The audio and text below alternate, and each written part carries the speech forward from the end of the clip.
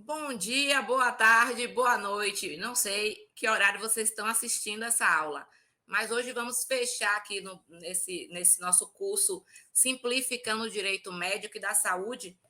É um curso que a gente está tentando trazer os principais assuntos, né? Mas vamos mais para frente, fiquem atentos que vamos ter novidades com mais detalhes, cursos mais detalhados, cursos mais práticos, ensinando a elaborar essas peças na prática.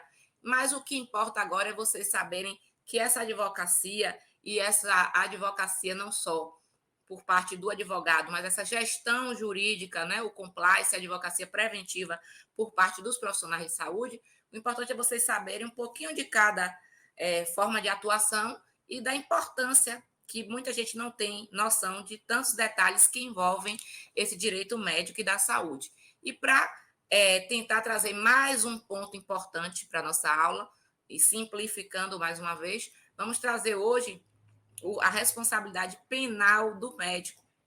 Começamos na primeira aula sobre a importância, forma de atuação do direito médico e da saúde, a introdução sobre o tema.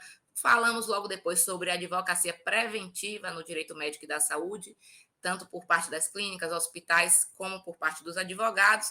Entramos na explicação das esferas de responsabilidade do profissional da saúde, falei da responsabilidade civil, responsabilidade administrativa, que é perante os conselhos, responsabilidade ética, né? Diante dos conselhos de medicina. E agora falamos também no bloco anterior sobre documentação médica, que todas as documentações mais importantes. E agora, para encerrar, vamos falar sobre a responsabilidade penal do médico. É uma responsabilidade que não é tão corriqueira no nosso dia a dia como a responsabilidade civil. Porém, não obstante, né, não é um caso tão raro de acontecer, porque quando falamos em penal e criminal, muitas pessoas pensam que é apenas homicídio, crimes mais graves, mas não. Qualquer crime que venha a ocorrer na esfera da saúde, o médico pode ser responsabilizado, desde uma cicatriz que ficou mais protuberante, né, pode ser considerado uma lesão corporal, ou um procedimento e o paciente ficou impossibilitado de forma grave, né, de trabalhar por mais de 30 dias, também vai ser uma lesão grave. Então, tudo isso são crimes previstos pelo Código Penal. Lesão corporal, homicídio, que, claro, quando ocorre um homicídio, foi algo que aconteceu, na maioria das vezes, de forma culposa, né? O profissional da saúde está ali tentando, na maioria das vezes, fazer tudo o que ele pode para salvar vidas, e, em último caso, acontece uma fatalidade como essa, né, de um homicídio culposo.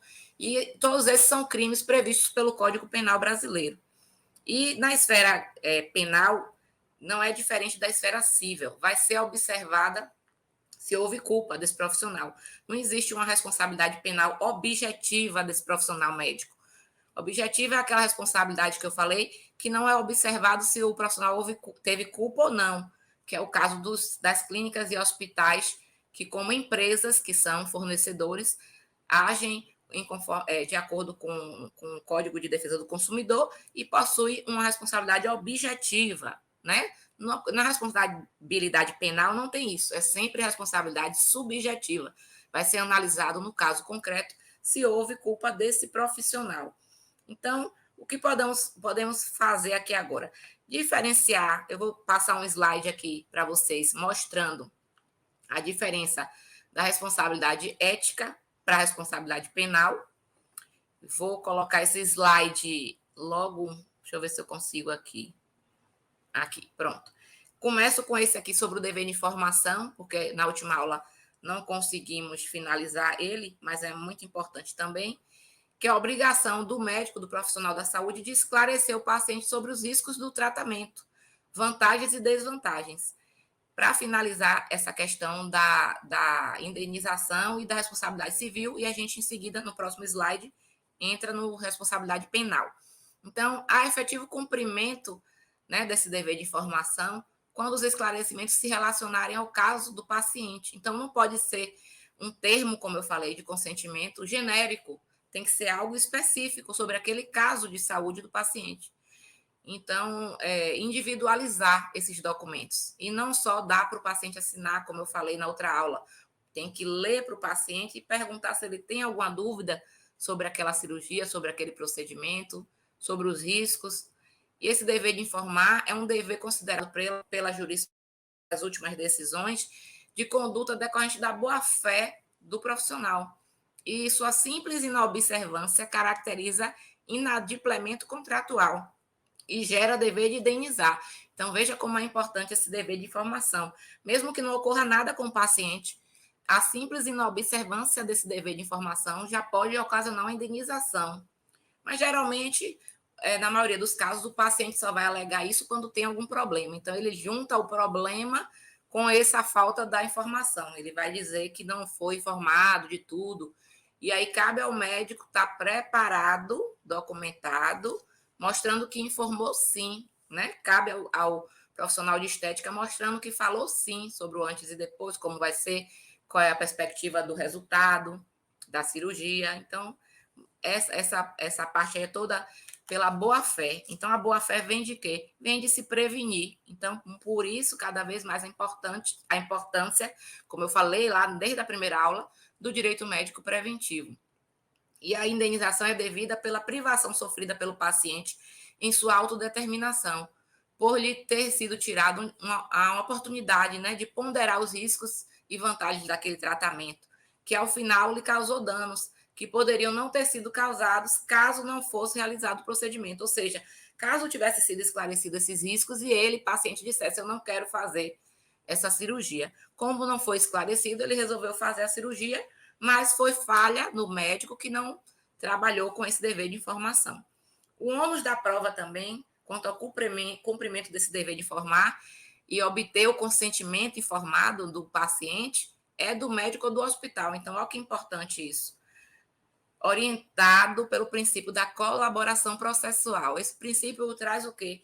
Que quem tem mais possibilidade de guardar essa documentação é a clínica, é o hospital, é o médico. Então, o paciente diz: ele não me informou desses riscos.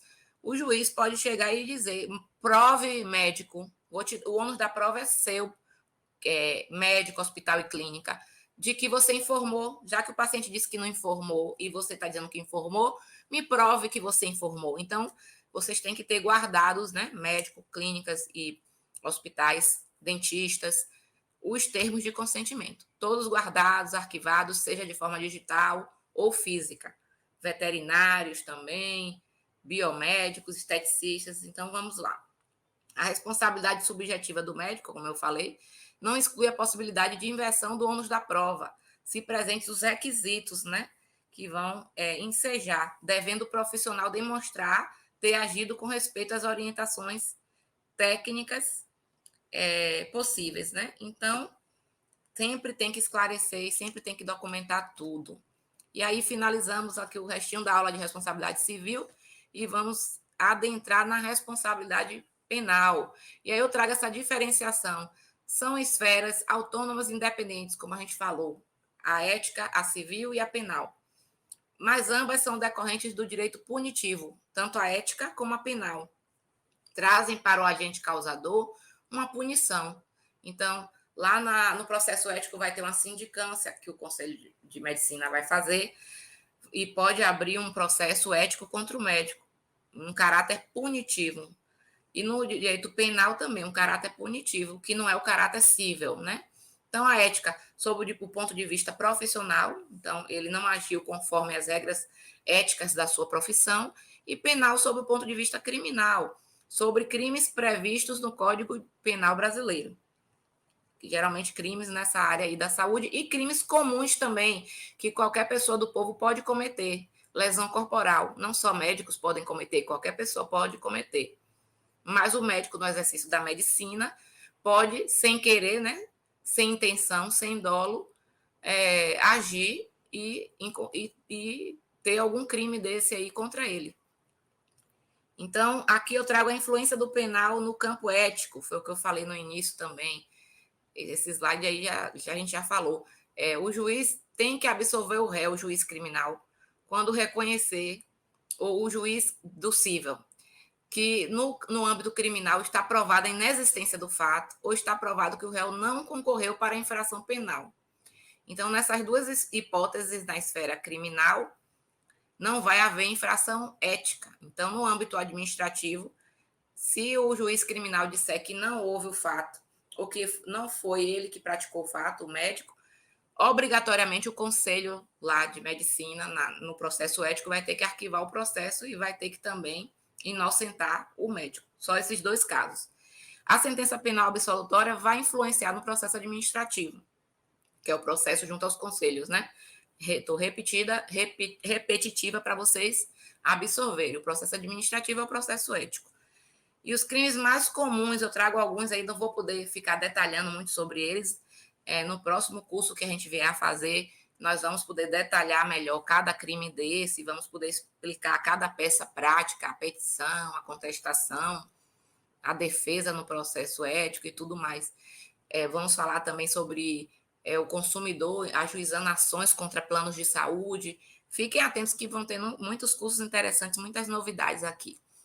Então, alguns crimes que podem ser cometidos pelos médicos, dentistas também, qualquer profissional da saúde, no exercício da profissão. Eu trouxe os mais comuns. Lesão corporal culposa, artigo 129 do Código Penal, parágrafo 6º. Então, vou disponibilizar esse material.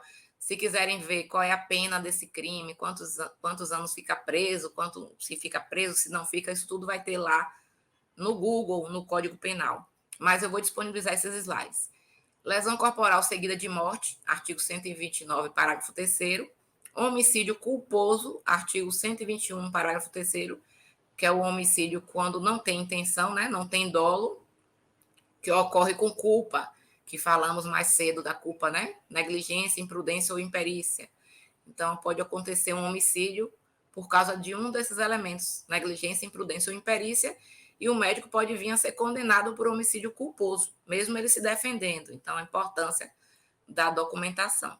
Omissão de socorro é outro crime, artigo 135 do Código Penal. É um crime que não é de um agir médico, né? É de uma omissão. Ele tinha o dever de socorrer e não socorreu. O dever de socorrer devido à sua profissão, né? Omissão de notificação de doença, falamos isso, que existem algumas doenças de notificação compulsória, como a Covid, a tuberculose. Então, se o médico se omite e não notifica as autoridades sobre essas doenças, ele está incorrendo num crime. Artigo 269 do Código Penal. São doenças que as autoridades públicas precisam saber para poder, por questões epidemiológicas, né? E não precisa acontecer nada, basta o médico não informar, ele já está cometendo um crime. Essa, como eu falei mais cedo, é uma das hipóteses de quebra do sigilo médico, né? Por dever ético, dever legal do sigilo. Então, nesses casos, ele não só pode quebrar o sigilo, como ele é obrigado a quebrar o sigilo. Essas questões epidemiológicas para a Secretaria de Saúde e o Estado saber tal doença está maior em tal cidade, em tal bairro, em tal região. Então, vamos atuar mais nessa região com prevenção, com medidas de saúde, então, com políticas públicas. Então, é importante e é fundamental essas notificações dessas doenças, sob pena de incorrer em crime, mesmo que nada aconteça, já é um crime omitir.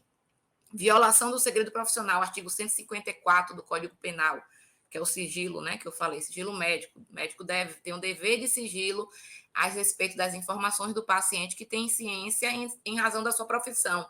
Assim como o advogado também tem, o psicólogo também tem esse dever de sigilo, né? Exercício ilegal da medicina, artigo 282 do Código Penal. Mesmo sendo médico regular com inscrição ativa no CRM, ele pode incorrer no crime de exercício ilegal da medicina se ele exercer essa medicina extrapolando seus limites. Então, os limites práticos de cada profissão, cada área da saúde, ele não pode extrapolar, porque se alguma coisa acontecer, ele pode estar lá, ser indiciado, né, pelo crime de exercício ilegal da medicina. E eu trouxe aqui, não é constrangimento ilegal a intervenção médica ou cirúrgica sem o consentimento do paciente, se for para salvar a vida do paciente. Então, exemplo, transfusão de sangue por questões religiosas.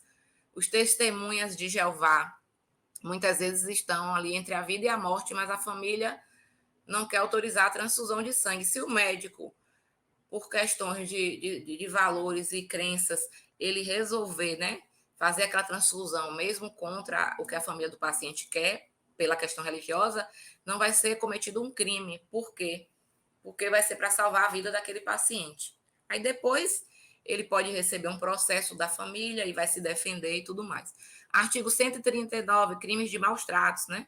Clínicas de recuperação de tratamento de usuários de drogas e de idosos. Geralmente ocorre muito esses crimes de maus tratos nessas clínicas de idosos e de usuários de drogas. Isso é um crime. Artigo 136 do Código Penal. Então, gente, finalizamos o nosso curso, né, objetivo, simplificando o direito médico. A intenção aqui foi vocês terem um panorama geral e de formas de atuação que essa área abrange. Não, o conteúdo é vasto, não conseguimos, num curso simplificado e objetivo, esgotar todo o conteúdo, mas estou à disposição de vocês, né, no Instagram, @Luciana Guimarães, advogada. Eu atuo nessa área defendendo médicos e também atuo nessa parte contra planos de saúde, a favor dos pacientes. Então, fique à disposição, estou sempre postando dicas, vídeos, fazendo lives sobre esses assuntos. E o que vocês precisarem, eu estou à disposição de vocês. Vamos disponibilizar depois os slides e espero vocês nos próximos cursos, que vão vir boas surpresas por aí, tá certo? Até a próxima. Obrigada.